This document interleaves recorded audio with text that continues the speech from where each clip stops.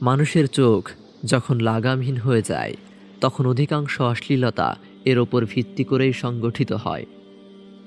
এজন্য বিজ্ঞজনদের নিকট কুদৃষ্টি অশ্লীলতার মূল হিসেবে বিবেচিত। চোখের এই দুই ছিদ্রপথেই অশ্লীলতার প্রস্রবণ প্রবাহিত হয় এবং পরিবেশ ও সমাজে নগ্নতা ও বেহায়াপনা ছড়িয়ে যাওয়ার কারণ হয়ে দাঁড়ায়। ইসলাম চোখের এই দুই ছিদ্রপথে প্রহরার ব্যবস্থা করেছে। এটিও ইসলামী শিক্ষার সৌন্দর্য ও শ্রেষ্ঠত্ব যে ইসলাম প্রত্যেক মুমিনকে দৃষ্টি অবনত রাখার আদেশ দিয়েছে। ব্যাস, পরনারীর ওপর দৃষ্টিও পড়ল না, আর কামনা বাসনাও জাগল না।